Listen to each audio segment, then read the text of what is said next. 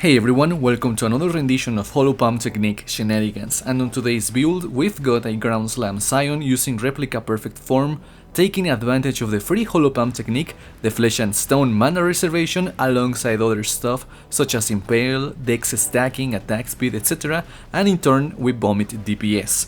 If you followed my channel for a while, this build is very reminiscent to my Champion Ground Slam from last league. The only difference being no explodey chest, and that it's infinitely more cheaper. Like, without being a pushover, the most expensive thing in this character is the body armor, since we are gonna require some off colors. But besides that, everything else is realistic and should not require lamenting Harvest's departure. Now, I'm gonna be dead honest, the mapping on this one, not the strongest suit at all. It's a bit rough on the edges, but that's okay because it shines on single target, and for that I've got a Cortex, Catarina and Sirus on Awakener level 8 as the bosses for the video. So before we get into the meaty parts of today's content, as always, if you enjoyed the video, be sure to subscribe to the channel, otherwise a rating and a comment are always appreciated. Also, the video is timestamped so that you can skip to the main topics if you want to do that. With all of that said, remember that there may not be grenades on Path of Exile, but we can clap equally as hard if we are built accordingly. Alright, before we begin the actual guide, I'm gonna start with a topic that is very heckin' important to this character, and that is the rage generation. Yes, my character is idle on the hideout generating rage. This is possible thanks to a Lethal Pride with warriors under Akoya. This version of the Lethal Pride Yule transforms any keystone, you know, these fat nodes over here, into Chainbreaker. In this case we are converting Iron Grip into Chainbreaker. With Chainbreaker we generate 3 rage per second, but we lose 5 when hitting an enemy, and our mana regen rate is converted to rage generation rate. However, since we lose 5 when hitting an enemy, it is mostly used to trigger Berserk during single target. There, that is how we are generating rage. But before we move on to the rest of the skill tree, the number of warriors under Akoya in the Lethal Pride matters. It is a roll or a seed of sorts, and that also allows the notables inside the range of the Yule to gain additional modifiers. In my case, mine is giving me increased strength here, increased melee damage here, some physical damage taken as fire, and some extra strength. You're probably not gonna find something similar or pretty much a one-to-one copy, because that number is random and the range is quite huge. So when you acquire yours, make sure that it gives you additional stuff, or at least useful stuff for your character. Okay, with all of that out of the way, let's actually talk about the skill tree. This is a level 92 Scion, and we vibe check the bandits for a total of 24 additional passives from the campaign. First, let me remind you that Hollow Palm technique is inside the Replica Perfect Form. We do not spend a jewel socket and a point on one with nothing and its keystone Hollow Palm technique. As such, we save up on some passives that we can use somewhere else. Since we are a Hollow Palmer build, that means we count as dual wielding while unencumbered, and we also get a metric crapton of physical attack damage per 10 dexterity. To become unencumbered, we cannot equip gloves and weapons, shield, two-handers, etc. Okay? Okay. So actually, moving on to the skill tree, we are a Scion that is both a champion and a raider.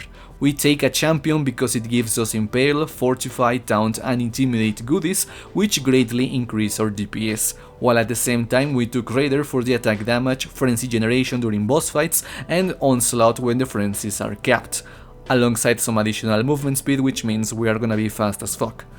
Also, we took the duelist starting area, so that allows us to allocate passives there. I mention this because sometimes people don't know and they make very smart comments, so now they do. Anyways, moving on. On the Scion's area we get some resists, life, impale, attack speed and extra rage stuff. You know, useful stuff for the build itself. When allocating points in the duelist start, we are gonna take life, dual wielding, fortify and impale nodes before branching to either side. On the left side we want to be stun immune, so we are gonna rush towards unwavering stance, while grabbing some life and jewel sockets on the way. For the right side of the skill tree we want some dual wielding stuff, jewel sockets, life and dexterity. We are gonna be using 2 large cluster jewels, and this time the notables matter. Also remember 8 passives at most, or else you overspend points and that is a waste. The first one has Drive the Destruction for the Life Leech, Smite the Weak for extra damage against maimed enemies, and Fuel the Fight, which is getting ignored completely. Smite the Weak is the most important node here because we've got Flesh and Stone, and while we are in blood stance, maims nearby enemies, and they're gonna take a hell of a lot of damage while maimed with this setup. The other jewel has Master the Fundamentals for some resists and physical damage, alongside Exploit Weakness for Vulnerability Curse Effect and Force Multiplier, which again is not getting allocated. Though if you overlevel your character, you should totally take that node because it gives you a hell of a lot more damage. I recommend aiming for this combination in the second jewel since you get a nice amount of DPS stuff while also getting some resists, which are gonna be very important considering the body armor's downside. Finally, for jewels in the skill tree, all of them have increased life, some dexterity and either resists or some additional DPS enabling stuff. It is up to you in that regard. We also use a Watcher's Eye with increased attack physical damage while using Pride, and that one is mandatory to get a bunch of extra damage, which is great. Though if you have the Exiles, I recommend extra Impales while using Pride, but again that is expensive and it is up to you in the end. So yeah, that is it for the skill tree, and now for the challenging part of the character, acquiring your gear. Remember that we use Hollow Palm technique, so we want to be unencumbered. We count as unencumbered when not using gloves, shield or weapons, so keep that in mind when gearing up your character. So to start off, the first and most important piece of equipment and the backbone of this entire character is a Replica perfect form with at least 4 red sockets, a blue and a green. In this case I've got 2 whites, 2 reds, a green and a blue. Since the body armor is an evasion base, this is going to be quite difficult to achieve on your own, so your best bet is spamming the crafting bench with red sockets, as many as possible, then using tier 3 Vorici on research during betrayal raids, and hopefully you can get something like my body armor, so keep that in mind. Anyways, Replica perfect form gives you up to 10% increased dexterity, up to 80 life, negative 30 cold resistance, 100% reduced mana reservation for Flesh and Stone, and Hollow Palm technique. This is how we are gonna get Hollow Palm technique, since we did not invest into one with nothing, its cluster jewel. Again, Replica perfect form is integral to this character because it is the backbone of our build. There's also some evasion rating stuff that is kinda irrelevant to us, so let's move on. One of the rings needs life, a resist or 2, some dexterity, vulnerability on hit and negative mana cost of skills as a benchcraft. The other ring has to be an onset ring that requires life, dexterity, resists and again negative mana cost of skills as a benchcraft. The helmet has ground slam as an enchantment alongside dexterity, life and resists. As much as you can get the better, and this goes for everything in the gear really. The amulet has a metric shit ton of dexterity, life, resists and we benchcraft negative mana cost of skills again. Also, we allocate Panopticon to buff the buffs that the totems give us, since we use an Ancestral Protector and Vaal Ancestral Warchief at the same time, especially during single target. As a little break from all the info, we want to have at least negative 27 mana cost of skills in total, so that we can spam Ground Slam to our heart's content during single target without running out of mana. Since we have no mana leech at all, lowering the mana cost to borderline 3 is a priority if not mandatory for the character. For boots, we want life, dexterity, resists and movement speed. For the belt, we are gonna use a synthesized base since those are kinda available right now in Heist. We want a belt with increased dexterity as implicit and we are gonna craft it with Essences of Sorrow, to get dexterity in it as it normally does not spawn on the belts.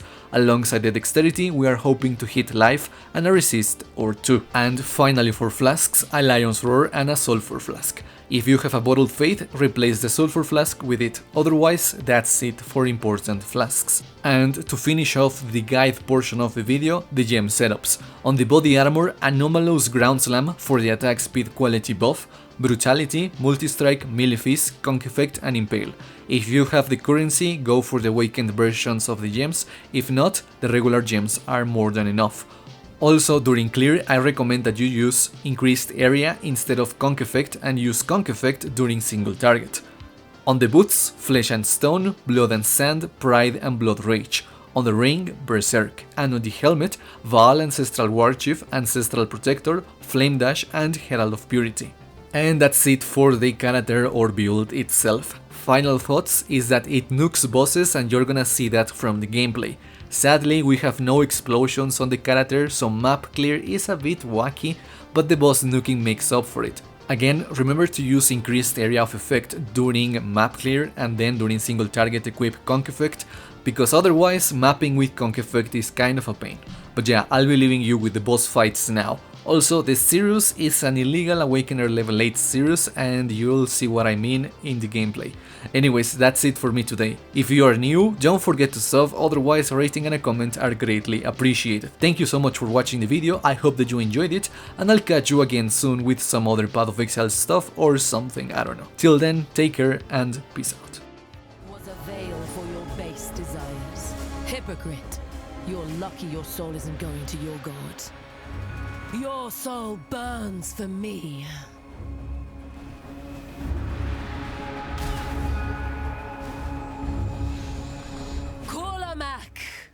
Darkness, let our souls become entwined. We must persevere. Too much hinges on this. You are owed a warrior's death, but the needs of the cause outweigh your own, Vegan. I take no pleasure in this. Your soul burns for me.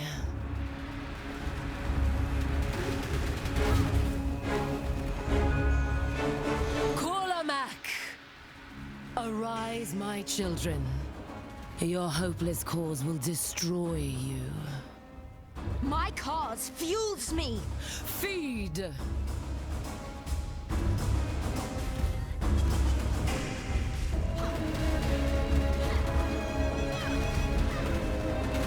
Your ancestors are waiting for you, Haku, but you will not see them. For this, I am sorry, old friend.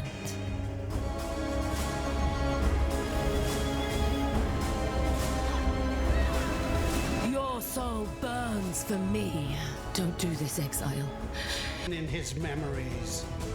Observe! Rayclass needs me! Valdo's designs were flawed. Do you remember dying here? You will.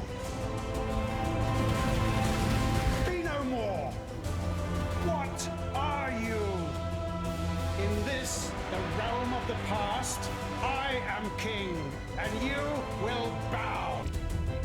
This one is my own creation.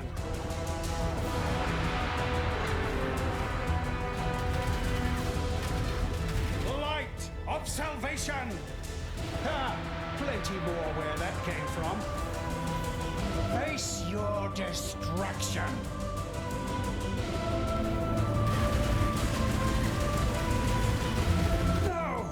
Impossible! How? This isn't over. This will never be over.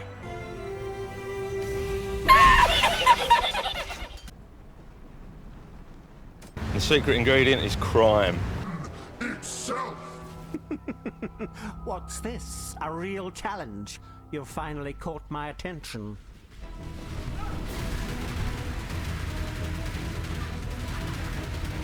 Your lives are meaningless!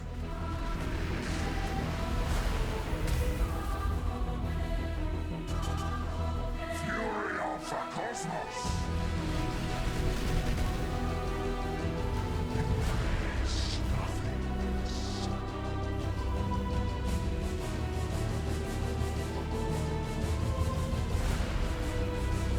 Why resist? The others found strength in their projections. They became reliant on them. I am not so foolish. Die. Watch beauty crumble!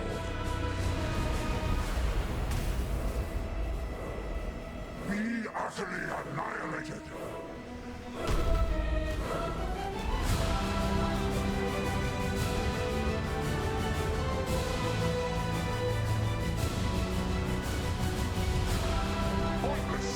Is life really interesting enough to warrant all this pain?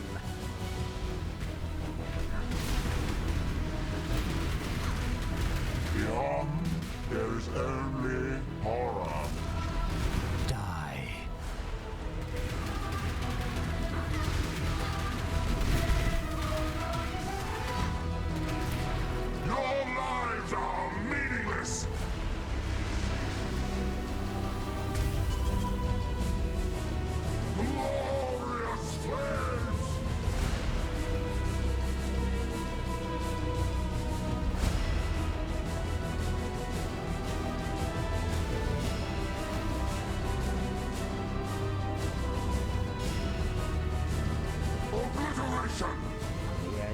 death.